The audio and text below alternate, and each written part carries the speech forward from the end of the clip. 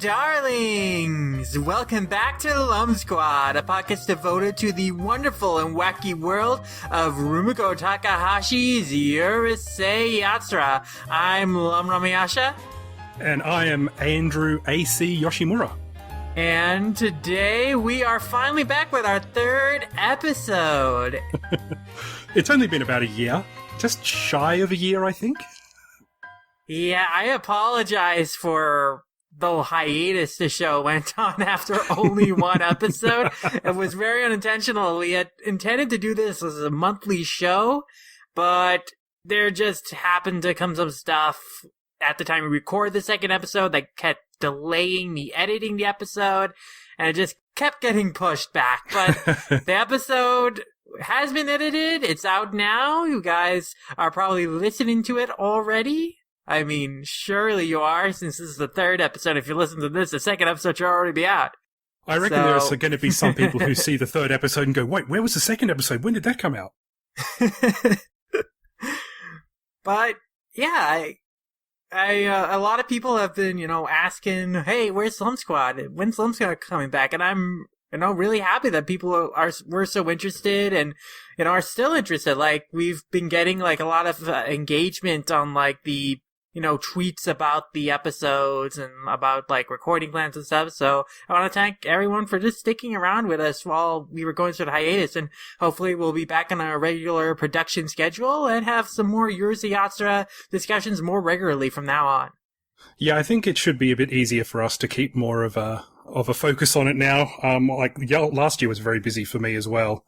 And I wasn't even in the country for some of the time, so it is good to just kind of get back to it. And, we can probably organize, say the second Sunday of every month or something like that, we can organize to do a record. Definitely. That sounds like a good plan. That way, it's easier for me to keep a schedule. Otherwise, I just keep going, I'll do it next week, I'll do it next week, I'll do it next week, and then it's a year later. Oh, yeah. That is definitely what happened with my attempts to edit the episode.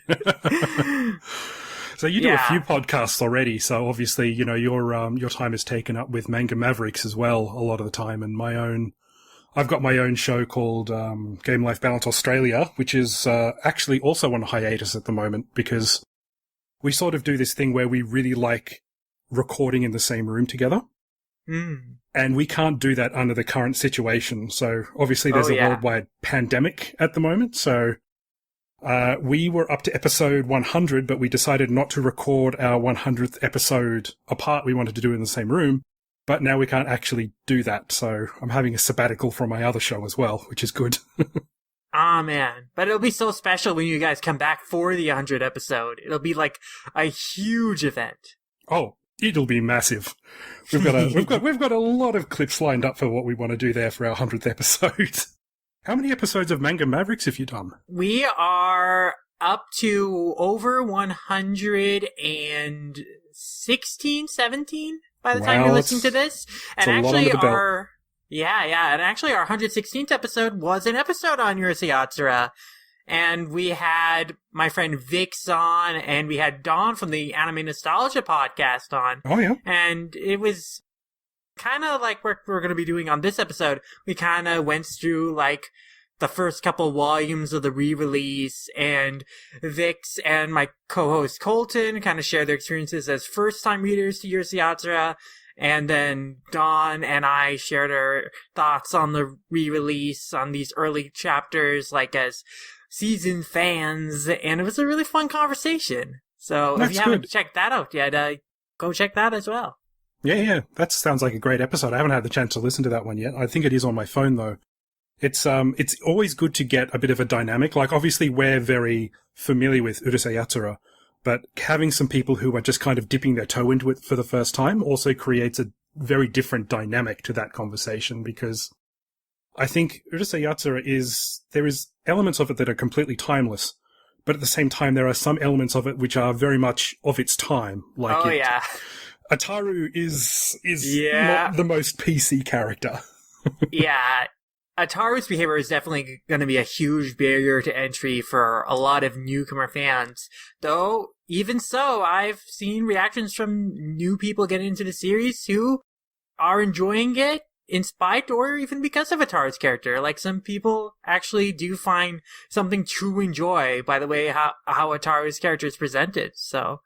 I mean, to be fair, Ataru does get what's coming to him a lot of the time. Yeah. Like, he does pay for his sins. Yeah. So, on that topic, we should probably just go through what we're going to kind of talk about today, which is we're going to talk a little bit about the volumes 2 to 5 of the releases, the most recent releases. I think only the first one had come out the last time we'd done one of these. Yeah, so we're going to basically catch up on all the volumes that we haven't covered yet, and just kind of run down our favorite chapters, you know, some things we like about these early chapters, and, you know, some of the bonus stuff in these volumes too that are really cool. Yeah. And then we'll talk a little bit about the fandom as well, which I think we promised last episode. Yeah. Which is fascinating, you know, both inside of Japan back in the 80s and outside now. So let's have just a bit of a reminisce about Volume 2. Yeah, Volume 2 is a really great, you know, new step for the series. Because with the introduction of Mendo, we kind of finally get, like, our entire core cast of main characters. I mean, we still have more characters to add on to the ensemble, but, like, kind of the central figures at Tomobiki High. And the setting of Tomobiki High, especially, like, with Volume 2, we kind of get more of what the series will become, which is very fitting because that chapter where Mendo is introduced is technically the first chapter of Urusei Yatsura's, like, official long-term serialization in Weekly Shonen Sunday. The chapters from, like, the first 2 volumes were all from different, like, short bursts of serialization periods. Yeah. But with Mendo's introduction chapter, that first chapter of this second omnibus volume, that's when the series, like, officially was a weekly serialization Shonen Sunday from, like, here until its ending. And you can actually tell that as well, because there were obviously a couple of breaks in between the earlier chapters in Shonen Sunday. And the art style does change. Like, if you look at the very early ones of this, even of this graphic novel, you can really tell that there's a lot more shading. There's a kind of actually a lot more detail, but the characters look quite different as well. Yeah. Ataru really does look like a lot of Takahashi's earlier protagonists. They all had a particular look, but by the Mendo chapter, he's kind of stabilized in his particular art form, so to speak. Yeah, he's got a much looser, rounder face and expressions by, like, the first chapter of the Mendo era, let's say. Well, they even mention it as well. Mendo actually focuses on his, well, unfocused eyes, his pitiful excuse for a nose, and his formless mouth. Yeah. I mean, Ataru has truly completed his transformation into the characterization he will have for the rest of the series by this point, which is he is kind of a good-for-nothing, aloof lech. Yep.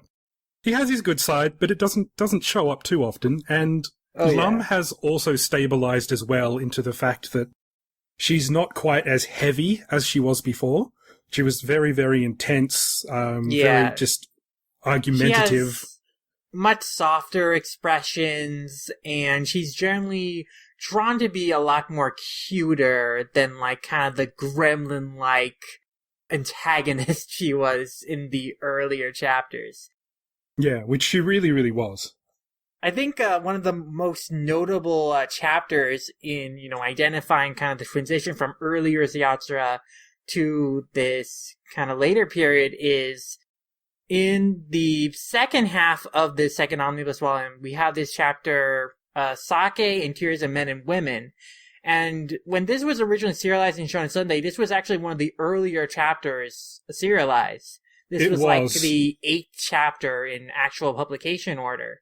But in the volumes, for whatever reason, they don't include it until the 4th volume of the Japanese, you know, tankobons, which here is in the second of these omnibus volumes. And you can definitely tell that this is an earlier chapter not just how the characters are drawn, like Ataru has a much squatter face than he will have later on, and definitely the expressions, especially the way Takahashi draws his eyebrows, or like the lines of his eyes, like they're a lot thicker than they are later on. But also, and they've got much more notice, of a sharp arch as well, like which almost gives him kind of a, not an evil, but kind of more of a worried protagonist kind of look. Definitely, which was his characterization early on, is when he was the beleaguered one, the guy we were kind of supposed to sympathize for, because his life was being ruined by all these aliens and weirdos. But another kind of notable aspect of this chapter is that it does include the characters that are basically the prototypes for the stormtroopers in the anime. We have the glasses-wearing character that becomes Megane in the anime in this chapter, which by the time Mendo comes around, those characters have been retired. We don't see them again. And Ataru basically just confides in Kosuke as his, like, friend person he bounces off with in the school. Yeah, and you all know my feelings on Kosuke. I really like Kosuke. I think he's a great character. I think the Stormtroopers are much better suited to the anime because you have more characters. Like, these stories are fairly short, like, and they're usually self-contained. Some of them will have continuity that go over a couple of weeks, but for the most part, they're just kind of one-off stories. So you don't necessarily need 4 extra characters for Ataru to interact with when there's already Mendo. I mean, especially since they just serve to be crowd characters, just to, like, comment on what's going on and what Ataru's doing. And as Urusei Yatsura goes around and goes on, we get, like, a stable cast of characters that are regular and recurring and have much more fleshed out personalities that can perform the same role. Or otherwise, Takahashi can just use, like, random generic classmates to do the same thing. Yeah, and you'll notice them pop up now and again. Like, she does seem to have an idea of who is in the class, but they're not important enough to give names or speaking roles to. Yeah, definitely. Yeah, and so Mendo also introduces that that kind of character that occurs in a lot of Takahashi's other work, which is the rich character, the rich upper class character, who is, obviously also in love with the same girl. And that occurs many, many, many times throughout. Sometimes to the point of parody. Like, I'm trying to remember his name from Ranma. Oh, Tatewake Kuno. That's right, Kuno. Yeah, Tatewake Kuno. So, yeah, and he does start off in that role, but he's such an idiot that he becomes a parody of that very quickly. Oh, yeah. I mean, from the beginning, it is established that Mendo is basically as bad as Ataru. He just puts on a more convincing, gentlemanly facade and can hide behind his airs of being rich and wealthy. Exactly. And, and they pointed out in this one, I think it's the, in this volume 2, the Zodiac storyline, where they're shrunk down and they go around, and it's basically said that he is Ataru, just, with money and better looks. That's it. Basically, and when given the choice, Lum chooses Ataru. She prefers someone who presents themselves genuinely over Mendo, who hides behind, like, the airs of properness when he really is just as skeezy as Ataru. Oh, definitely. And I think Lum always goes for that type of person who is just simply more interesting. Because when you get down to it, like, stuff happens to Ataru whether Lum is there or not. Whereas, Mendo is content to sit at home and just practice, swordplay and the like. And just be rich. Yeah. So what's your, in volume 2, do you have a favorite chapter? Well, that sake chapter I mentioned before is a real treat. It's really funny because we have those fox spirits come from space and they possess Ataru, and it's the husband fox spirit who is really drunk. He's going around the city and flirting with girls and stuff, and then we have his wife, possessing people while chasing after him, and a lot of hilarious misunderstandings ensue where she possesses, like, a little kid who yells at Ataru, and then she possesses, like, a housewife with kids, and it creates this whole misunderstanding that Ataru's been going around, sleeping around, having relationships with, married women. Which I wouldn't put it past him. He's just not that lucky, though. I think Ataru definitely would draw the line with kids. Definitely. No. Housewives, he's tried that many times. Oh, yeah. No. Not interested in kids, He likes though. mature women, for sure. Oh, definitely. Sakura is a good example of that as well. I think what's interesting about that chapter, though, is that this is one of the few times where Lum electrocutes Ataru so much that it does actually cause him genuine harm. Like, she electrocutes him so much that basically he passes out, and, it looks like he may have been dead until he's possessed by the fox spirit. Definitely. And this is the most times Ataru has kissed Lum, I think, in any single chapter, and probably the entire series. And it's so funny, like, just Lum's reactions whenever Ataru kisses her in this chapter. Like, she kind of faints out of shock in the first one, and the next time it happens, like, she has, like, this, like, Peanuts-esque smile. It's very funny. It is very cute, and it does kind of show that Lum is totally all about Ataru. She's not being there just to, mess up his life for the sake of shits and giggles. Yeah. I think I really do like that chapter. One of the other interesting ones about it is that Lum has the curved horns there as well. Yeah. Which is a look that I really like from the early episodes. Like, her horns are more pronounced and they've got kind of more of a curve to them rather than just like the little kind of pencil nubs kind of type horns that she has later on. Yeah, they haven't become quite as rounded off and stubby yet. Like, they're definitely working their way down into the shape that they will be, which I think is actually played off very well in the chapter where Lum is hiding her horns, and then she gets very angry at Ataru, and then her horns, like, grow in humongous size when she just loses it. I like to think that Lum's horns, the shape of her horns, can change depending on her emotional state. Yeah, I think that is true, because I think in one of the haunted house rides they go on, they do, when she's trying to scare one of the people on the ride, like one of the attractions, her horns grow right outside of her head then as well. That's true. She can soften them. And I don't know, I like the earlier one just because she looks more alien, I think. Like, she's definitely got more of a non-Earth person appearance. Yeah. But I think for Volume 2, my favourite would probably be How I've Waited For You, where they write Ataru a fake love letter. Yeah. To get back at Mendo, but everything kind of, messes up as it normally does. Lum finds out about it, and then thinks, it'll serve darling right. But then she decides to actually put herself in disguise and save his butt again. Mm-hmm. Which is just a very sweet story. I think in the anime this was the Christmas Eve episode. Yeah, they reworked it as a Christmas episode, and the way they did it in the anime was very beautiful, especially with its use of music and color. Like, that was very special. But this story is also really significant, as it's kind of the first time Lum and Ataru have formed, like, a genuine kind of emotional connection. Yeah. Like, it's the first time that they actually have a sweet moment between them.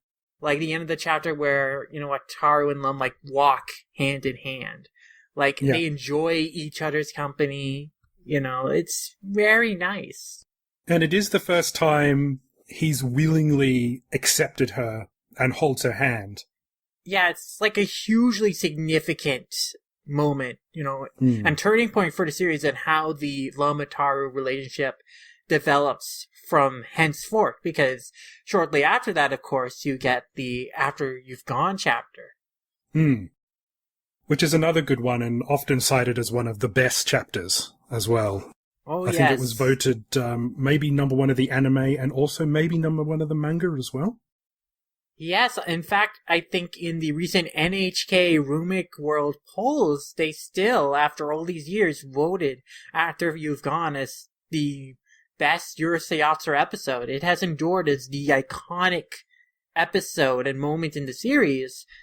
And truly, it is the chapter, the story in which Ataru really realizes that he genuinely cares about Lum, that he does like Lum, and he's sad when she's gone.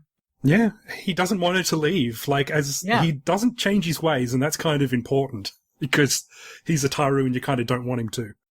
But he does realize that, there are times when he really needs to just straighten up a bit and, appreciate what he's got. Yeah, he recognizes that she is an important part of his life. Yeah. He actually does like that she's around. And that was actually the very first story I ever read back in the Animerica magazine, so that's another one that I very much treasure as well. Mm-hmm. It's a very special story for me. So shall we move on to volume 3? Yeah, let's move on to volume 3. And so this is another volume that really kind of shows some more of the pieces falling into place in terms of like the cast, really coming together. Because we got Ron introduced towards the end of the volume, but also significant is Sakura being established as the nurse in the school. So Takahashi's kind of reintroducing Sakura and Cherry in this chapter. Cherry comes back into play after a bit of an absence in the beach storyline. It's funny because I don't think anyone really noticed that he was gone. He was kind of hanging around a lot in the first few volumes and was kind of like the weirdo spiritual advisor. Yeah. For all the wacky stuff. And, because there's still a lot of supernatural stuff that happens. And then he just kind of disappeared as more alien stuff kind of happened. Oh, yeah. I mean, in volume 2, when you look back on it, there aren't really any stories with Cherry in them, which is really surprising when you think about it. So, he had quite a bit of an absence before, being reintroduced, on a surfboard. Riding the waves. Which I love. I still love that. I love Cherry's reintroduction because you haven't seen him in such a long time. This is also where I just remember reading the graphic novel from the original run of English translations from Viz back in the early to mid-90s, where Cherry comes in on the wave, crashes onto Ataru, and then as the sun's beating down on him, he goes, "Cowabunga." But in this version, I think he says, "Nailed it." I think I prefer Cowabunga. Cowabunga is kind of a funny, non sequitur, just kind of zinger. Very, very much of the time as well. Yeah. Oh, but that is such a dramatic re-entrance for Cherry there. And they do continue to hint at the fact that he does like surfing and he does like the beach, because he's seen several other times throughout the series surfing. Whenever there's a beach episode, he'll just randomly pop up, or he'll pop up the beach, or he's surfing while everyone else is trying to hide from him because they just don't want to get mixed up in any of his antics. Oh yeah, this beach arc is also significant because it kind of establishes a bit of a tradition for, in the summertime, Urusei Yatsura does a few chapters with the characters, take a summer vacation trip to the beach. And it does actually happen with the seasons in Japan as well when these were being released. Definitely, and a lot of the times Takahashi uses those occasions to kind of do some storylines that, are all connected to each other, like the second time this happens, in volume 5, we have Tama introduced, the ghost at that inn that they stay at. And so there are 2 chapters with that character, and then they have just another couple chapters still at the beach after that. But then also, later on, and I can't wait until we get to this later in the year, when they return to the beach, they'll meet Ryunosuke. So I'm very much looking forward to volume 7, 8, whichever one of those volumes introduces Ryunosuke. Was Ryunosuke... Really I want to say that the original run of the series of English translations by Viz in the 90s stopped before she was introduced. Indeed, and actually, that is a good thing to note, is that, through volume 5, we have covered the first 10 volumes of the series. Viz in the 90s stopped with volume 11. Their version of volume 11 was titled Return of Lum, Ron Attacks, but that was the last Urusei Yatsura batch of chapters that they had published. So, with the release of Volume 6 and included in that, Volume 12, the original release, we're going to have for the first time in 20 years new Urusei Yatsura chapters officially translated and published in English. So that's really, really exciting. I'm looking forward to that because I've only ever read a lot of which after that point, I've read fan translations and just the original Japanese, which obviously my Japanese is not perfect, so I probably missed a lot of the humor in that.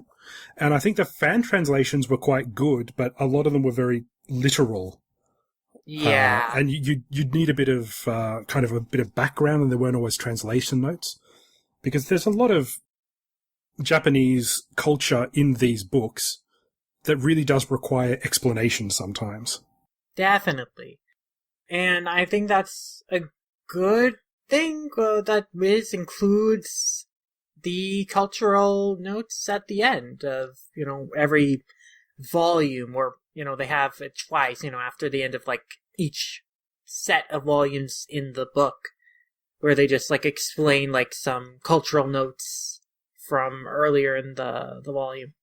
Well, that is actually how I learned a bit about Japanese culture before I started living there back in 2003, was reading about this stuff and going, well, what's Setsubun? What's that all about? And then, reading about how you need to chase the bad luck out of your house with dried beans. Yeah. There's just no cultural equivalent of that where I come from, so. Definitely. And that's one of the really appealing things about Urusei Yatsura is that it is so Japanese. It is so entrenched in Japanese cultural references in mythology, pop culture, and mythology. And I like that we can have all this now preserved and translated, with those ideas intact. And then we can just have, these little glossaries in the volumes to just explain, okay, so this is the cultural context for what was happening, that you can read and better enrich your appreciation of the story. Yeah, and apparently Takahashi herself is quite mystified when she finds out she has a whole bunch of fans for Urusei Yatsura or Ranma, because she just goes, they're so Japanese. Why? Do people even understand that? I don't get it. So do you have a favorite chapter from Volume 3? One thing I want to note about the chapters here, especially the, beach arc, is I think that beach arc, when I was first reading the series, is kind of the turning point of when I really started to get into Urusei Yatsura. I was a little lukewarm on the earlier chapters when I was first reading it, when I was first getting into it. And then I started getting more into it when Mendo was introduced. But I think Sakura and Cherry's reintroduction, and then just the string of chapters in the beach arc, was just so much fun that, I was really, really enjoying reading the series from here on out. And I think another big character that plays a part of that, introduced towards the end of this volume, is Ron. Ron is a character archetype that I really love. She, on the surface, is very sweet and soft-spoken and polite, but that is just all kind of a pretense for kind of a very fiery, angry personality underneath. And I just love two-faced characters like that, they don't mean to be two-faced, but they just kind of have this hidden side to them that when pushed really comes out. And I always get a kick out of that. So Ron was a character that I really latched onto, and I love her rivalry with Lum, and I love kind of the crazy schemes she pulls. So Ron's introduction is a lot of fun. And Ron is such an interesting character because a lot of her personality is not really her fault. If you look back, Lum is kind of somewhat to blame. Lum was a bad friend, man. Because Lum did some really bad things, like wetting the bed, and she didn't speak up. She didn't own up to the fact that she did that. Ron got blamed by her mother and punished for it. And even when Lum convinces Ron to do something she doesn't want to do, to kind of ride into like a mountain or something. Like they were trying to go over this mountain. Oh, yeah, but they were Ron, running away from teasing an animal, I think, and it chased after them. And like she crashes into the mountain or whatever. And then Lum was like, hey, I'm sorry about that. Here, I'll treat you to some ice cream. And it was actually there, like whoever, chickened out would treat the other to an ice cream. But, Ron got hurt after all this. So Lum was like, oh, I'm sorry. Here, I'll buy you the ice cream. But even though she says she's gonna treat her, they buy the ice cream, but then Lum says, oh, hey, Ron, pay your half. And Ron's like, but you said it was your treat. Yes, but you gotta pay for mine, Ron. So she just... I think we all knew shitty kids like that when we were in primary school. And it gets even worse when you look back at their childhood with Oyuki and Benten when they're involved as well. Oh, Ron was very mistreated in that group. I don't blame her at all for holding grudges, even though she does take things too far, as a teen, and where she is definitely in the wrong with some of the Suns peoples. But I really do love that dynamic between Lum and Ron, and that gang of four in general, with Benten and Yuki. I do like the fact that they kind of went outside of Earth occasionally and looked at the aliens and the relationship in Lum's past, because that is a well that they could infinitely draw on effectively. If you're getting sick of an Ataru story, well, just go back to Lum's childhood and what they were like in primary school, and they were all little shits. Yeah. Oh, when we get to CAO2, that's going to be really great. I think my favorite chapter in this one is probably Surf and SOS, just the start of the where the Sakura arc. and Cherry are reintroduced. Yeah, the summer arc. I just love the fact that all of the men are vegetables. Like Takahashi just draws all of the men from Ataru's point of views as vegetables, because Ataru doesn't want to look at mostly naked men. That's such a great gag. Yeah, it's visually, it just looks really funny. If you have no context for the series, it's just a whole bunch of girls and vegetables laying next to them. It's just carrots and pumpkins and onions surrounding the beach. And one can of Coca-Cola. And I do love how Ataru is trying to learn how to surf. Mm. And then basically by the end of it, he's getting pretty good. And then Lum tries to, seduce Ataru while he's surfing to try and, break his concentration. And then he just goes, the sight of Lum doesn't affect me anymore. Guess I'm used to her. And then she just shoves him off and then basically tries to drown him. Which I love those manic, because it doesn't happen very often later on in this series where Lum just doesn't necessarily lose her temper in like an electrifying kind of way. He just kind of does something that's actually quite violent and dangerous and then just kind of huffs it off. Yeah. Okay, shall we move to volume 4? Yeah, volume 4. So this is a really pivotal volume because we are introduced to kind of one of the key fixtures in Urusei Yatsura's cast, 10. That's right, yeah. I was so surprised that, because 10 is such a mainstay in the anime and the franchise in general, that he's actually introduced a little bit later than I remember. Yeah. He's, introduced, at this point, 60 plus chapters into the series. And in the anime, he's introduced in episode 2, so they rearranged things quite a bit to get him in earlier. But 10 has kind of an immediate appeal, and reading through the series again, I have found a new appreciation for 10. I always enjoy the character, but now, I really love the little tyke. He's just so naive and innocent.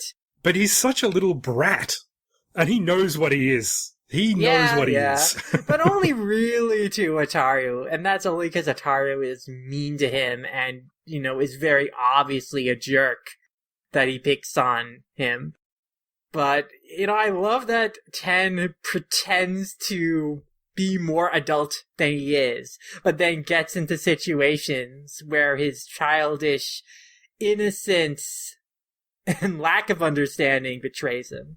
which is very, very enjoyable. And Ten is an interesting character because, like, I like Ten in the way that he mixes with the other characters and creates conflict. As a standalone character, I'm very meh on the idea, like, if you just do a whole Ten story, I'll go, this is kind of boring to me. However, women who like Urusei Yatsura, especially in Japan, love Ten. They make a note of that in Ten's character profile. Really love Ten, yeah. It's such an interesting thing that it was almost like he was kind of introduced to, you know, get more female fans interested in the series. Well, you've got the sexy, you know, alien Oni girl. How about a little cute Oni boy? Kind of the antonym to that. I think Takahashi's art style is very cute in the series in general, but with Ten and child characters especially, they're just so round and stubby that they are just kind of immediately adorable. You know, they look so innocent and just kind of fluffy. But I think the quote in the data file is really succinct as to the appeal of Ten. There's no need to extol Ten's cuteness. Adored by all the female characters in the book, Ten clearly has the power to trigger maternal instincts. Who could resist a smile at the sight of his short, chubby arms and legs flailing about as he bows through the air? And yeah, just there's a lot of cute aspects about Ten, like the fact that, you know, he very slowly flies in his introduction. Like, there's that scene where they are watching him just, like, fly to Lum, and it's taking, like, a long time. He's, like, waving his arms in the air, like, just slowly bobbing about. And once he gets to Lum, they're, like, clapping. Everyone's very respectfully clapping. Yay! Yeah. He did it. This has got a lot of good one-shots in it, I would say. Volume 4 has a lot of interesting sort of, they go to the snow and they ski for an episode. You can kind of tell a lot of these where they were obviously meant to be colour. Like, there were a couple of colour pages in here. Definitely. This might be, like, kind of start of the series, like, really, really picking up as, like, a huge hit. Yeah, I kind of... There have been colour releases or re-releases of on some of these. Like, there's something called the Perfect Colour Edition, where they have released some of those colour pages. I really kind of wish they would do one of the colour stories in English, but I think they've only ever done it in Japanese and French. This does have another Setsubun story, I think. Yeah, well. We get Ben 10 finally reintroduced for the first time since the first set of volumes, and this establishes the tradition of, like, a yearly Setsubun showdown between Lum and Ben 10. And, you know, she is an Oni who does need to be chased out of the house, so it's very literal. I think probably in this one, my favourite chapter is actually a 10 chapter, and it is the Valentine's Day disaster. Yeah, the chapters in Mako, the girl into 10. Just the way that she's so sweet, and the way that she also uses violence as well to get Ten's attention, like throwing bags at him or pole vaulting or basically working with Ataru to make Ten's life miserable, and how she brings down the law, and if he doesn't accept the chocolate, he'll be executed. Oh my god, the panels there where, like, Ten is, like, reacting in shock, and, like, we have, like, the in big text, like, the law, and then later executed. It's like wind is, like, swirling by. Like, those set of panels are just so great. And it does talk to Ten's naivete on Earth as well, because he knows about Valentine's Day, but he just doesn't know much else about it. I mean, even Mako thinks that is true. That giving chocolate to another person means that you are engaged and married to that person. Because when Ataru accepts, like, her mom's chocolate later, then she's like, "Oh no, Mom, now you have to marry that guy." I love everything about that scene because Ataru is kind of innocent. I mean, he's still hitting on her. He doesn't know what's going on. But he just like eats the chocolate and then is immediately fried and electrocuted. What about you? Do you have a favorite from this volume? Oh, geez. I think that You kind of chose mine as well. Like, those Mako chapters are real fun stuff. But also, of course, the date with Sakura, where at one point they go into the porno movie theater, and then Sakura's uncomfortable, and then Lum is asking Ataru questions. Well, what's happening, darling? What's that? What's that? And Ataru's like, shut up, I'm trying to watch. And Ten is like, man, I'm bored. What is this? I do love the beginning of that chapter where Ataru is just kind of sitting munching on some crackers going, you know what? I used to be known as a love guru. And then he's just like, teach me. That was so good. Also, the chapter where they're filming the movie about the delinquent gang at school, and then the movie producer goes haywire and makes the characters in the movie reality. So we have, like, our core cast, like, dressed up as gang characters, and then they fight a rival gang of the school, and like Lum and Shinobu lift like their skirts to like shoot out rockets and stuff. Kosuke takes an axe out from behind his sunglasses. I love that chapter. There's so many great visuals from that. I think that one works really well as an anime as well. Like the anime version of that chapter was kind of even more fleshed out. Yeah, and also, just the look of the characters in, like, their gang outfits is also super cool. I like that. Lum does look awesome with an afro, I will say that. And Shinobu with the face mask, like, definitely looks really fierce. That's very much a 70s throwback of girls who used to wear the face mask, long skirts, with the yo-yos. Yeah. There's also an interesting chapter here I just wanted to point out briefly, which is where Ataru decides to step down as being the class president. Oh my god, yes, of course. This is one of my favorites. We talked about this in the last episode, but We did, yeah. It breaks the fourth wall in a way that most chapters don't even acknowledge that they're kind of part of like a comic book series. And just the way that Cherry tries to step in and say, with this face, I can be the new star of Urusei Yatsura. Yeah. Oh, yeah, I just love how all the characters try to make a case for them being the new main character. But it also does prove to say that Takahashi is basically saying here, Lum isn't the main character, Ataru is. Like, Ataru is the main protagonist of this. Like it or not, it's not Lum.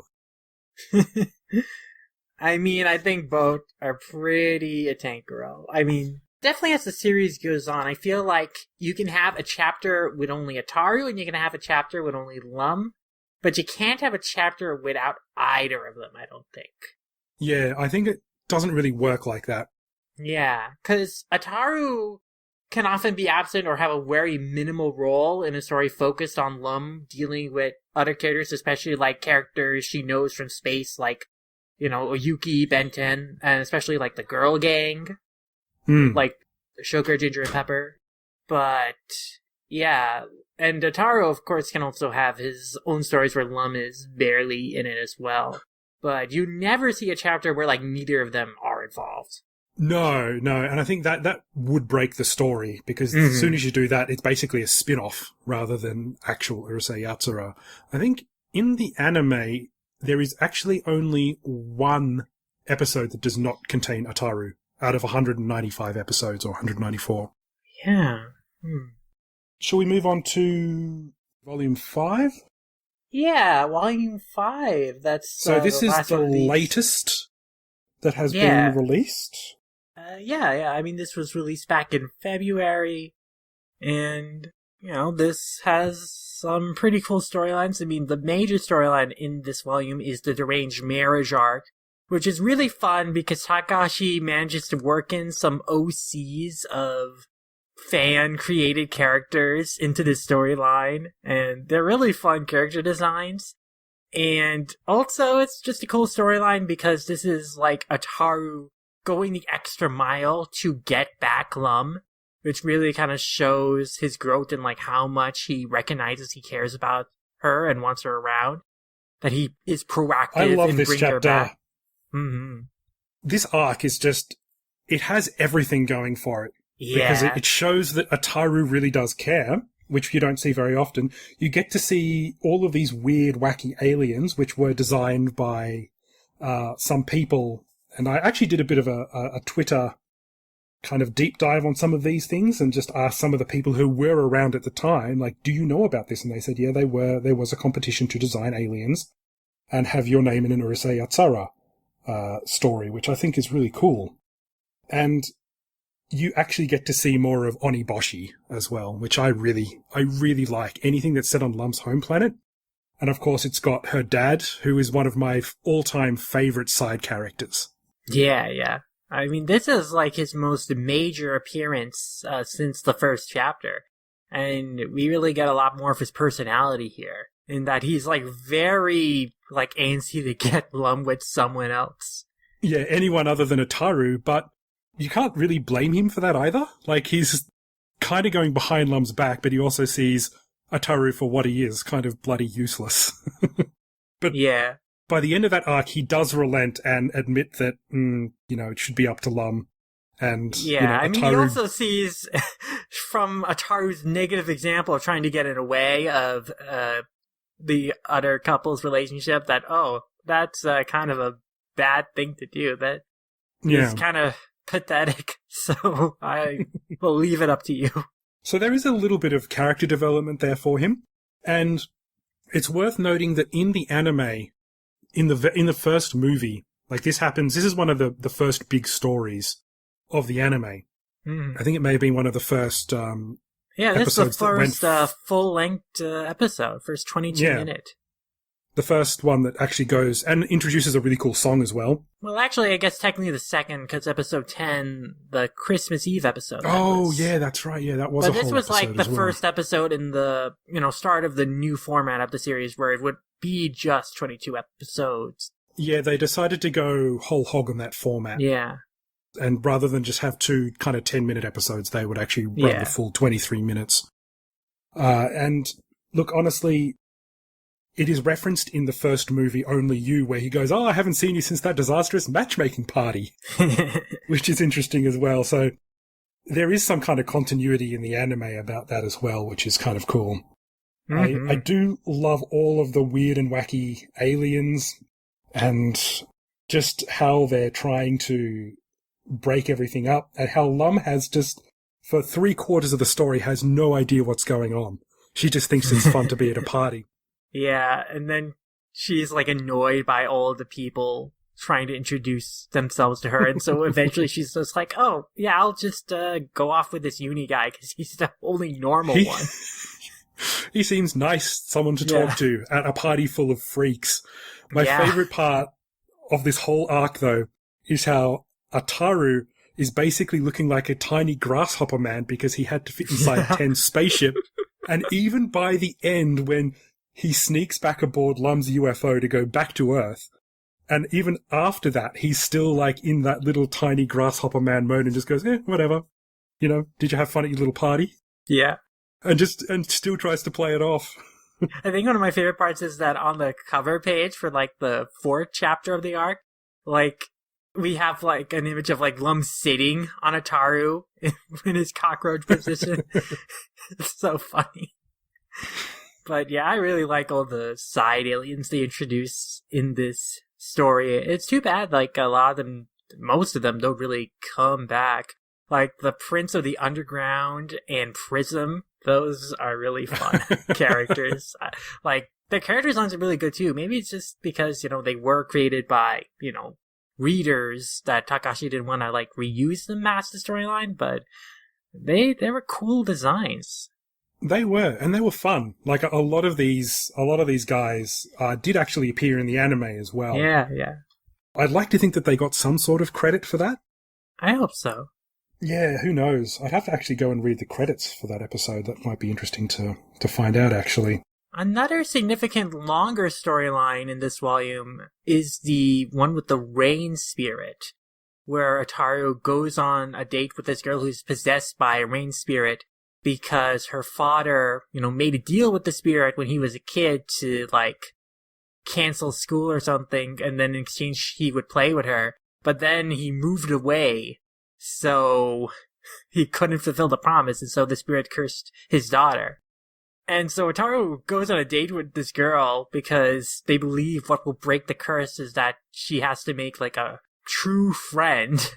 And so Ataru is like pelted by rain and, it's kind of put to his physical limit. But ultimately, what resolves this is just that the dad, decides to just play with the rain spirit. And so day and night for a week they played. And then by the end of it, the rain spirit says, oh, well, I had enough. I'm tired. I'm going home. And so the curse is lifted, but the dad is like, oh, I want to play more.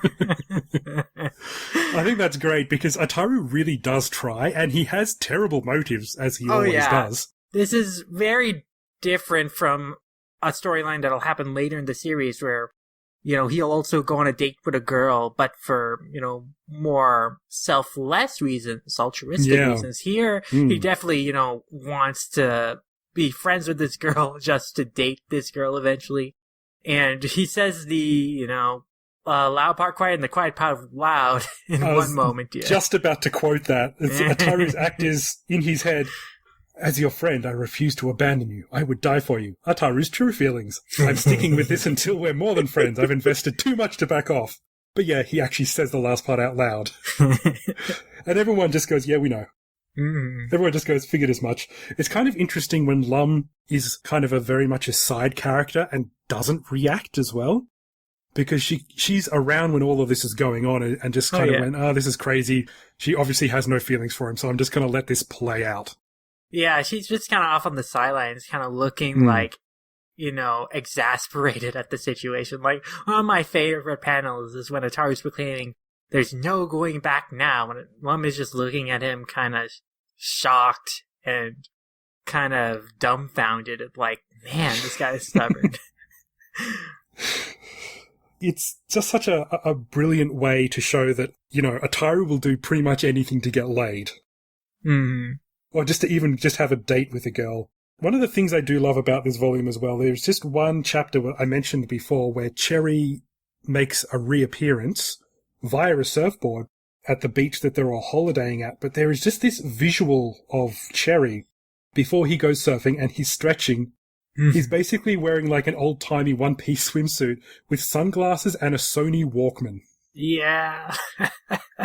And it is a visual. Like, I just look at this going, there's something about that. It's just kind of so funny and kind of cute at the same time. That this Buddhist monk is, like, basically surfing, wearing a Walkman, and he's, like, wearing an old-timey one-piece swimsuit. He's got a mismatch of fashion choices. It's hard to tell whether he's fashionable or just doing whatever. This might be, like, I do like this volume 5, but I don't know, it's a bit maybe not as timeless as some of the other ones we've read so far, because so much important stuff happens in the first 4 volumes. This one is funny and it's good and it has a lot of great moments in it, but I don't know, nothing really jumps out other than the marriage arc that kind of is really staying with me, I suppose. This volume is notable as the first not to introduce any real major recurring characters. We kind of have the development of some gags that'll pop up again during the series, like most notably the gag of Sakura and Tsubame, trying to, make out when no one's looking, but then inevitably the kids are all spying on them, so they are foiled. That's like a runner that'll happen throughout the series. And otherwise, they're just some fun, like, one-off stories to, kind of play with some interesting ideas. And I do think that Takashi is also slowly starting to delve back into some horror comedy chapters with both the Otama storyline and that Radiant Spirit storyline. Yeah, I think she does really enjoy the supernatural, and a lot of her later stories will obviously reflect that a lot more as well. A chapter that I like, just because it's about rugby, is the one where a whole bunch of aliens come down to try and conquer Earth, but they're only the shape and size of a rugby ball. Yeah. And they get, of course, mixed up in a rugby game. And I just like rugby, so I found this chapter quite funny, but also how tenacious Ataru is when he's brought aboard the spaceship. They put him in a giant cage, like a small cage, and he just, like, pretty easily just busts out of the cage while kind of still wearing it as body armor. as he runs around the ship just wreaking havoc. That's really good. I also really like the chapters with the pool demon. Like, the pool demon's debut chapter is really interesting, because it's this concept is that he's sitting in the bottom of this pool, and then someone goes down to greet him, and then they can't leave once they're down there. Like, they have to tag someone out to go back to the surface. So it's just like this really interesting concept that leads to some kind of cool gags.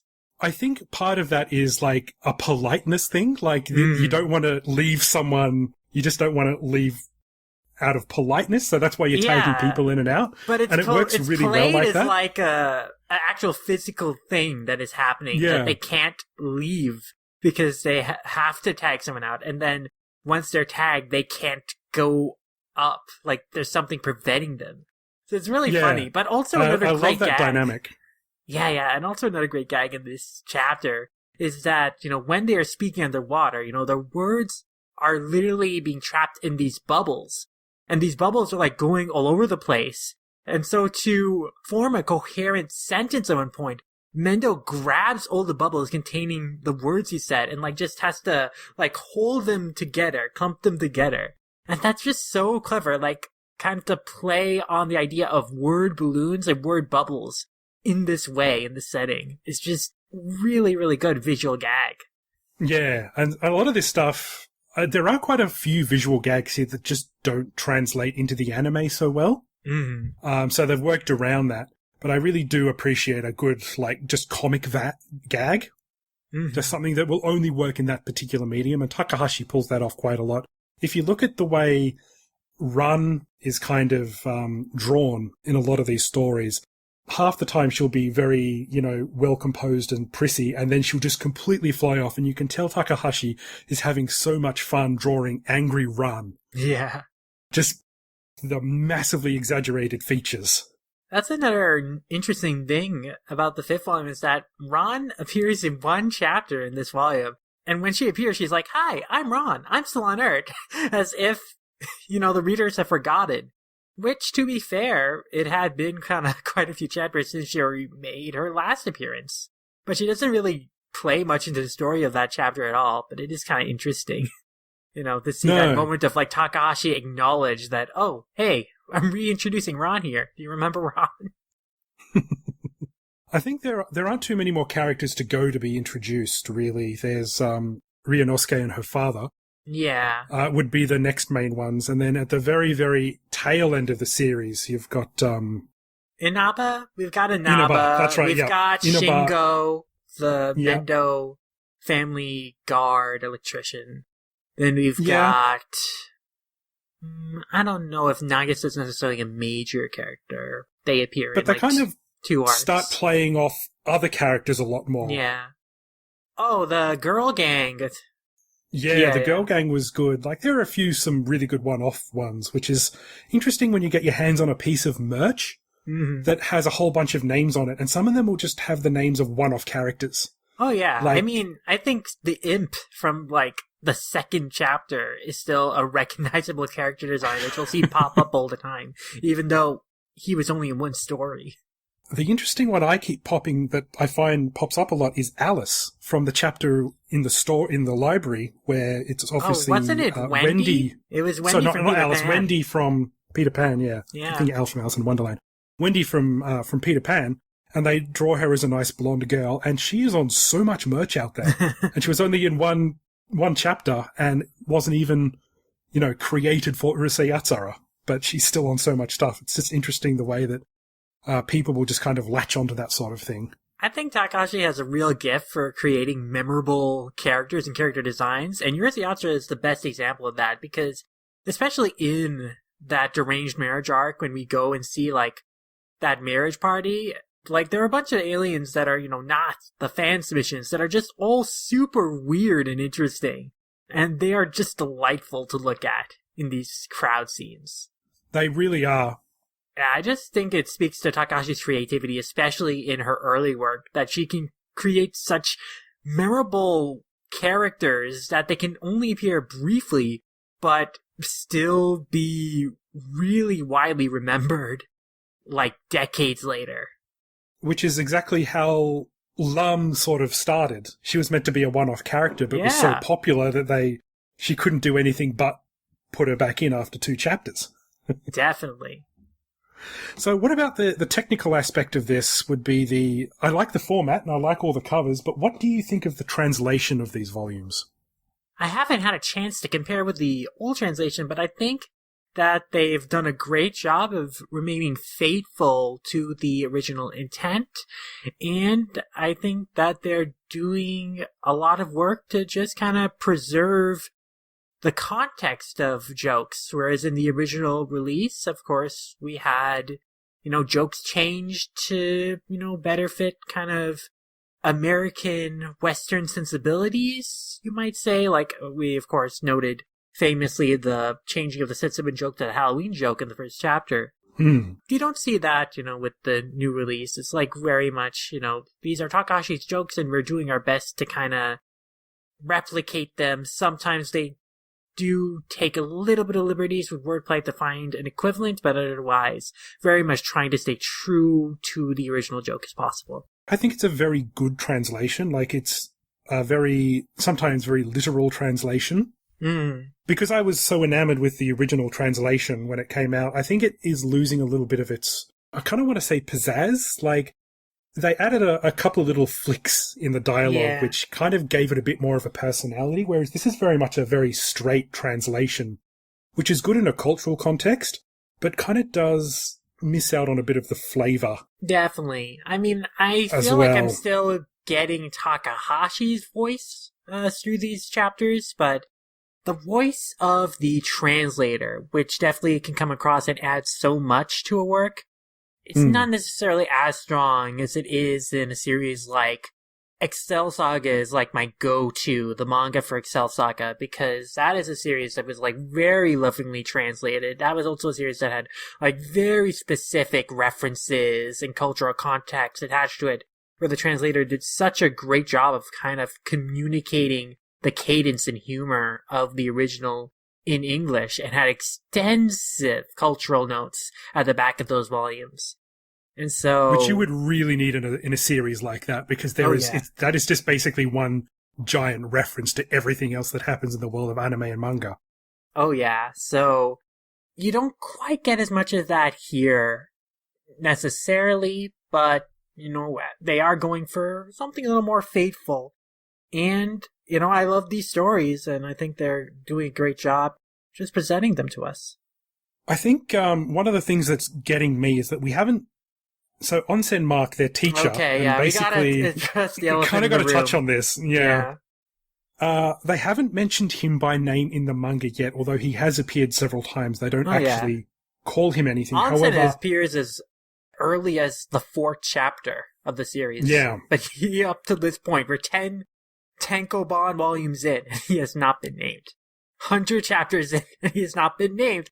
But in the data file included in the liner Volume notes, 3... effectively. Yeah, in the data file included in Volume 3, which is supposedly about Hanawa-sensei, but is actually really about how Hanawa-sensei makes Onsen look better, because Hanawa is so uninteresting that he makes Onsen a more interesting character. But yeah, so they refer to him in that data file as Hot Springs Emblem. And, if you've listened to that Urusei Yatsura podcast we did on Mavericks, we had like kind of a 10-minute rant on that there. But Hot Springs Emblem, I'm just going to say it here again, is not a name. Onsen Mark sounds like a name. It is a description. It is literally a description of because Mark can be a name in English, of course. And Mark in Japanese, they know Mark's a name. But it can also mean emblem as well. Mm-hmm. So it's just too literal. It is way too literal. And that is my problem with some of these translations. Like, I wish that they had just called the Oni rather than ogres. I think you just need to keep a little bit of that original Japanese-ness in there and just let people know that this will be in the liner notes, this will be explained in terms of, what it means in Japanese culture. It is very strange, what is kept as is in terms of its Japanese context. Like Katatsu is a Katatsu. Katatsu Neko, they're going to be calling Katatsu Kitty, but, that's fine. And then, when we have the chapter, which is like one of the Italian chapters where like all the other characters are like dressed up as like Japanese spirits, we have Shinobu calling herself a Warashi or whatever. And it's like, and they'll call Setsubun as well, because there is literally no equivalent to that in our culture. So I see what they're doing, and I don't think they're doing a bad job by any stretch of the imagination, but, I think having some sort of like faithfulness to the original Japanese can go both ways as well. I'd agree. But, we'll keep going. If hopefully, I'm not sure whether the translators are going to listen to this. I'm not sure who's translating this, actually. But yeah, maybe just go with Onsen Mark for this one, because calling him Hot Springs Emblem is really going to grate. Yeah, I mean, you're just creating more work for the letterer to try and fit that name in the balloons. Onsen Mark is less characters than Hot Springs Emblem. Like, make the letterer's job easier, please. And that is the interesting thing, is that you'll often see the kerning of letters will go kind of outside of the balloons in a lot of these things, especially in fan translations of manga. And that is because you can say so much more in much less space in Japanese because of kanji. And when you try and actually spell all of that out in English, it will obviously kind of go much over. It's going to be much longer, or the words are going to be much smaller. So yeah, I just really should sometimes just go for whatever is less, just because it works better. I mean, Viz has been doing phenomenal lettering work with the series. No text going above balloons here. They're leaving plenty of room in those balloons. Like, they're doing a great job formatting. And the redrawn sound effects, just absolutely wonderful. And especially in terms of keeping the effects of the original Japanese effects. Like, they are doing an incredible job. There have been a few different letterers over the course of the run so far. The current one is Jeannie Lee. And they're just doing a really great job. Like, props to them. Like, Viz's lettering work is generally really great, but yeah, I'm very happy with what they've been doing with Urusei Yatsura. It does look really good, and it fits in with everything else that they're doing. Like, if the lettering had colouring or shading in the original, they'll keep that shading when they redo the sound effects here, which I think is really cool. Definitely. Okay, so shall we move on a bit? I think we've probably got about another 20 minutes before we have to sign off. So maybe we should talk about the fandom for a little bit. Yeah, and AC, I would like you to lead the charge on this, because, you do the Daily Lum on Twitter, and you have amassed a huge collection. So I was wondering your experiences on this. Sure. Basically, the fandom itself is super, super interesting, and I didn't even know a lot about it until I was on Twitter. I was just a fan, and I was a fan who collected stuff, but it wasn't until I got on Twitter that I realized we are like the third or fourth generation of Urusei Yatsura fans. It's interesting because I'm now friends on Twitter with some Japanese people who were fans at the very beginning. Who were reading the manga when it first came out. And, these people are now in their 50s or 60s even. It's interesting to note that Ataru, if you go by when he was born from when the series began in 1978, Ataru is technically a baby boomer. And I think I've pointed that out before. So he does have baby boomer fans.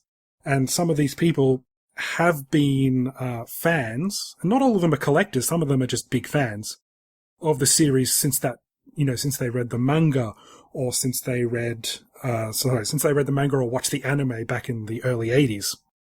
So it's fascinating to talk to these people who were around when it happened, because I just don't have that luxury of being there, because it was very much a cultural phenomenon.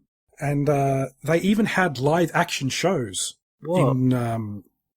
And there are photos, there are some pictures on Twitter and the like, where people have, it's like a stage show that they used to have in shopping centres and outdoor venues, where they had people dressed up as the characters, but not in the way that you'd think. Like, they weren't cosplaying, they actually had a costume that they would go inside and have like the full anime-esque face of Lum and 10. And 10's meant to be tiny, but 10 was actually like maybe a head shorter than Lum. And these things are frightening. I can't imagine how popular they were, but just the visuals alone kind of quicken you a bit. You kind of look at them and go, whoa, that happened? Wow, okay. But try hunting around for that. The live-action stage productions, I've never seen any video, just photos of it, look frightening, but also kind of just so fascinating to see at the same time. That's amazing. And these would have all happened in the 80s at some point, probably in the early to mid-80s, because the anime went until, 86 was it, or 87? And then the movies kept going after that. Mm-hmm. Yeah, so that was, Urusei Yatsura went on for quite a long time, and it was in the 7:30 time slot for quite a while. Not for its entire run. 7:30 Wednesdays is prime time, I think, in just about anyone's language. In Australia, that was prime time for The Simpsons.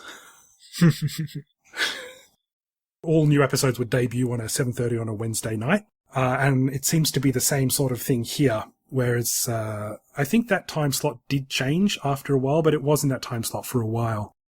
So people were super into Urusei Yatsura, and even if in Japan, to this day, people might not have seen Urusei Yatsura because they don't have repeats in the same way, but they know who the character of Lum is. Everyone knows who Lum is. Oh, definitely. Even my wife's 88-year-old grandfather, who's still around, never seen Urusei Yatsura, but recognized Lum from a lineup. Oh, yeah. So she's still a popular character to this day. And one of the things that myself and Michan, who is at Chicories on Twitter, another big Lum fan, she visited the farm in Guma, where I stay with, where my wife is from. And she came to visit us, and we went to a pachinko parlor specifically to play the Urusei Yatsura pachinko machine. And I'm not a big fan of pachinko because I'm just not a big gambling fan in general, really. I don't have anything against people who gamble. It's just not really my thing. I only ever bet on a sure thing. So they have redone the Lum No Love song with new animation, and they've done all of these really interesting pivotal moments from the characters, and they've done a whole bunch of redesigns for them for the modern era, and it looks beautiful, and all the effects look beautiful, but it's for a pachinko machine. Man, I have seen clips of those pachinko machine animations, and every time I see it, I'm like, this looks so good, this animation, this art style. Why can't we get a Urusei Yatsura remake anime, like, in similar style? Like, that'd be so cool. Or, it really just would a be. new series in that style. It would be interesting. I reckon they could do a one-off in that style. I would love to see, like, an extra OVA next time they release it on whatever format comes after Blu-ray. Yeah, I mean, I love the 2008 OVA. I would love to see more like that, even just as an occasional treat. And that was a great OVA too. And all of those voice actors are always more than happy to come back and voice their iconic characters. Oh yeah, I mean, if Toshio Furukawa, he's still around doing a lot of work as Piccolo, he can easily come back to do Otaru, I'm sure. And he loves doing that voice.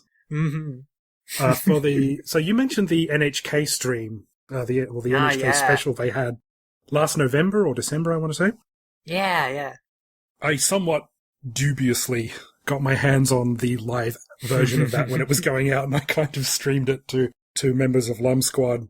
And it was fascinating because it kind of covers all of Takahashi's anime work over the past, 30 years. Yeah. 40 years, closer to 40 years now. And it was super interesting the way that Lum was always near the top, but not quite at the top, because the newer series, of course, are going to have more fans, and they're going to be more engaged, especially with internet voting and stuff like that. In terms of the character poll, Lum came in at number 2. She was sandwiched between Inuyasha and Sesshomaru. Like, Inuyasha was like the runaway hit in the poll, like, probably because of the general age of the voters, like, skewed younger and towards, young women in their 20s. So, like, Inuyasha, ran away. It was number 1 series on the poll, and the characters were the most represented. But Urusei Yatsura, it still did well for itself. Like, Beautiful Dreamer came in as number 5 on the Takahashi anime list. Urusei Yatsura, the series, was number 4. And there were quite a few Urusei Yatsura characters that ranked in the top 100. Yeah, and that was super interesting to see some of the characters that people had a liking for that you just don't imagine that would even going to be that popular. I think one of the most odd ones was Goka Kenron, who is like this alien superhero that comes to Earth and kind of tricks Ten, and it turns out that he's just like a sleazy salesman. And he was number 67 in this character's list. And I couldn't even remember that character. I was like going, I know that guy's from Urusei Yatsura, but like from one story, and he was kind of skeezy. I had to look him up because he was like the only one in this character list that I did not recognize at first glance from the Urusei Yatsura characters. Another like very kind of interesting obscure one was just a Tanuki from one episode was ranked 95. Cute animal character. Takashi's good with those, but that was the 95th most popular Takahashi character. The fact that there are more than 100 Takahashi characters is interesting as well. Oh yeah. I mean, the full list was like 150. They only showed like the first 100 on stream, but on the listing on NHK's website, they like went up to 150. But yeah, I mean, basically all the main characters, all the recurring supporting cast as well, they all ranked in like the top 100. And one of the other like really notable one-offs, Nozomi, she was also ranked in the top 100. She ranked 93, which also shows like how resonant that story is and that character was. I really like that character. I think that as far as one-off character goes, that might be one of my favorites, just because it's such a pivotal episode for something that's so late in the series, whether it be the anime or the manga. That does happen pretty late. It's just a kind of a classic Ataru story.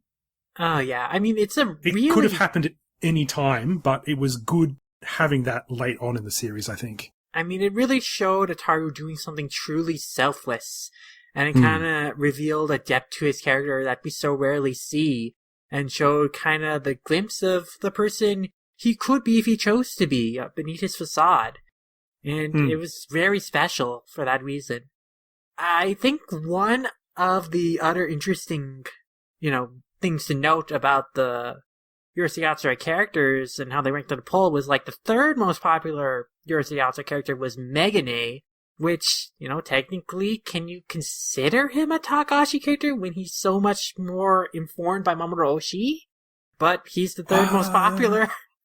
Yeah, I mean, his character was from the very, very early stories. Yeah, but I mean, the character that people remember and love is very much all Oshii, though he still exists in the Yamazaki era as like the same character. But I mean, he was created mostly by Oshii.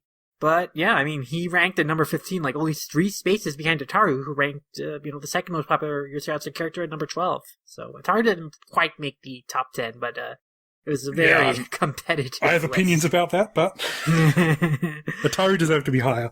Who do you think he should have been higher than? Look, I'm not going to say Lum, but probably most. Huh. Look, I really enjoy, like, Ataru is someone you love to hate, but he's just so entertaining, and I really love just his outdated thinking, his kind of often terrible personality and the way that he gets into trouble so much. I just find that just, like, you just want to eat it up. You just want to watch whatever he's in and just watch him, like, bumble his way into trouble, and sometimes not even out of trouble. A lot of the stories end with him still being in trouble and with no one to save him. He'll just end up in a spaceship looking after a whole bunch of, like, kindergarten weird aliens. And Lum just floating off going, I'll leave him to it, whatever. Ataru is the Daffy Duck of Urusei Yatsura. Lum, you could really say, is the Bugs Bunny. And I love Daffy Duck, and no wonder, I love Ataru. Like, he is the short-tempered, ill-mannered character that is always striving to get his way, but is foiled by his own foibles. And it's all his fault. Like, no matter what happens, like 99.9% of the time, it's all his dumbass fault. Yeah. And I think that's one of the reasons I love the character so much, is because he bounces off all the other characters so well. Yeah. But getting back to the fandom for like another 5 or so minutes, I think maybe we can kind of talk about this next episode as well. But I think just from my perspective, the fandom is interesting because, as I've told the story, I kind of started being interested in Japanese culture because of Urusei Yatsura. When I was over there in the 2000s in Japan, there was actually a Takahashi exhibition in Ginza, which is a very well-to-do suburb of Tokyo, where all the upmarket art galleries were and like all the super high-class shops. And they actually had a Takahashi exhibition there, and they showed a whole bunch of her original drawings. And they had, it was not just for Urusei Yatsura, it was for all of her things. And I think Inuyasha was still very, very popular. Oh, yeah. At the time. And it must have been for the 30th anniversary, because I reckon it would have been 2008 that I went to this. And it was so crowded. I remember it being, I think it was summer, and it was very, very hot. And it was just packed to get into this place. And it was just amazing seeing all of her art. And, they talked about the anime and stuff like that, but it was mainly about the manga. And it was so interesting to see what kind of people gravitated towards what particular section, because they were all kind of split into like a timeline. And there were a lot of people, especially young women, who would just zip past everything and just go straight for Inuyasha.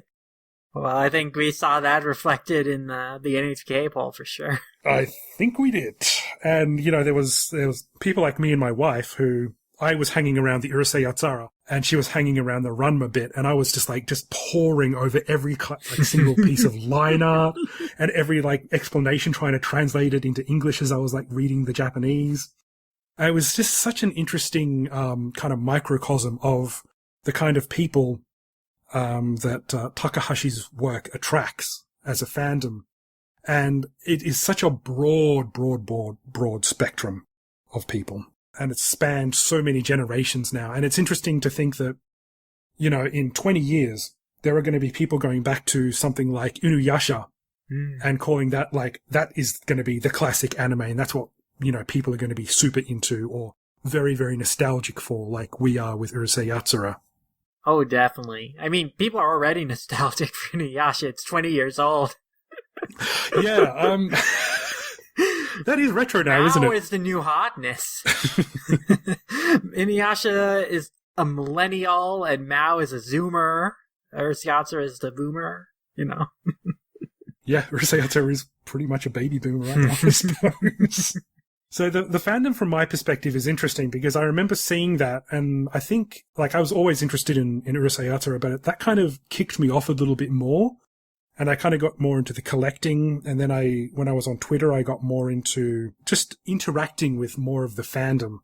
And Lum Squad is just our little corner, our little piece of the internet of the Urusei Yatsura fandom. And it's such a strong, kind of happy little group, which I'm really proud to be kind of a part of. And it's just so interesting to see how people are still flocking to Urusei Yatsura and, experiencing it for the first time. It's just fascinating to watch people who go, oh, I think I may have heard of this, and watch it or read it and then kind of have more questions or really get into it. Or even the people who just say, oh, it's not really for me. That's cool as well. It's not for everyone. But it's good that I think even after 40 years, people are still discovering it for the first time, especially in English, because it's just such a Japanese-centric series. Oh, yeah. It's really awesome, the thriving fan community for Urusei Yatsura. It definitely is really, really special and very positive, and I really, really love it. It's very, I don't know, not tight-knit exactly, but it's, I think that the overwhelming majority of people who are into this are very respectful, which I really like. You don't get people coming in there and saying, oh my god, naked alien women, that's awesome, take it off, baby. It's people who know and tweet about this on Twitter are usually I like this. I may have been interested in it because she's a tiger skin anime girl, but tiger skin bikini anime girl. But kind of into it because they know the characters. And I think that's pretty cool. Definitely. I mean, I think Urusei Yatsura's fandom is definitely more united, it feels, than even the Ranma or Inuyasha fandoms, which I think can be a little fractured sometimes. With, different groups, especially in the shipping wars, quote unquote. But yes, I would definitely agree with that. There is a lot of shipping that goes on in a lot of those other Takahashi fandoms, that's for sure. Yeah. But UI fans are pretty much all really, respectful and on the same page and they're pretty chill. They're chill people. Yeah. All right, I think I'll probably chat a bit more about my collection and how I got to so many things that's now taking up an entire room in my house next time. Oh yeah, that I'm really excited to hear about because, you post about your collection pretty much daily. And I'm almost so in awe of all the cool collectibles you've amassed. So look forward to that next time. I'll talk about how I amassed so much stuff, and I'll also give a couple of hints on how to get some super interesting and even rare stuff as well, because there are a couple of little techniques that people in the West might not know about to get your hands on that sort of stuff. Definitely. Yeah, I'm looking forward to that. And yeah, I mean, it's good to be back doing Lum Squad. We've got a lot of topics to talk about, I think, in the next coming episodes, because of course we've got Volume 6 coming out next month. We still got to do an episode on the movies. There's a lot to do and look forward to. That. Oh yeah. So long as there's Urusei Yatsura, there's something to talk about. Definitely. I mean, we've talked about it before, but there really is a wealth of stuff to talk about and pick apart in the series. Even in the content we just covered, there's still things to go back over again and explore. That's something that's always really fascinating about series, really entrenched in a lot of different cultural references, entrenched in its time, and that has run as long as Urusei Yatsura. There's always something new to talk about. It's something that's really fascinated me about what the Konsenshu folks have been able to do with Dragon Ball and the things they've been able to discover and discuss with that series. And I think there's just as much to go over with UI. Oh, definitely. I think we'll just keep doing this, even if it is a little haphazardly put together over the coming months or years. But, we'll keep doing this. And even if we didn't have any listeners, I reckon we'd keep doing it anyway. Oh, yeah. I mean, it's just really fun to talk about Urusei Yatsura. I always have so much fun just to talk about this series. I just love it so much and love to have conversations about it. So next time we'll put the call out for more questions. We'll answer some more questions next episode. I think this episode's already an hour and a half long, so we'll probably end it here for today. I think that is a good idea to call it for this podcast. And thank you guys once again for listening to Lum Squad. And until our next episode, let us tell you where you can find us. AC, would you like to start things off where the people can find you on the internet? Sure thing. I am at ProdTally, ProdTally, and I do the Daily Lum, so you can actually just search for the hashtag Daily Lum and you'll find me there. That's probably the main source of Lum you're going to find me talking about stuff. How about yourself? You can find me at Lum Ramayasha on Twitter, and at Lum Ramayasha on a variety of places. Wherever there's a Lum Ramayasha, that's where you can find me. And you can read my manga reviews over on all-comic.com. I have a lot of those coming in, and a lot of those are going to be coming out soon, so definitely look forward to those on there. And you may even see a review of the latest volumes of Urusei Yatsura being posted on there.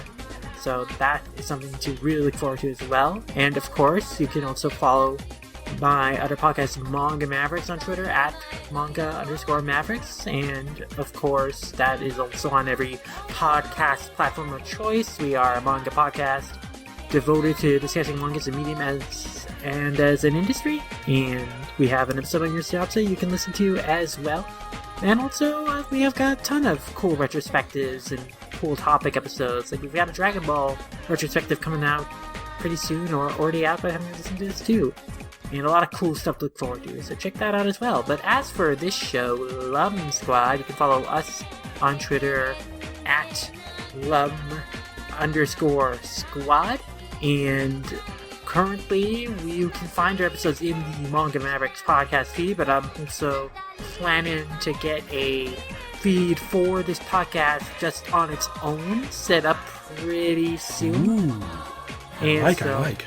Oh yeah, so look forward to that if it's not already up by the time you're listening to this. And of course, if you have any comments, feedback, suggestions, you can send that our way to our email, lumsquadpod@gmail.com. And, again, we would love to hear guys' thoughts on the series, on upcoming volumes, on the podcast. So if you have any questions, comments, topics, send us an email over on there, and I'll read them on the show. Perfect. Okay, everyone. Thank you very much for listening.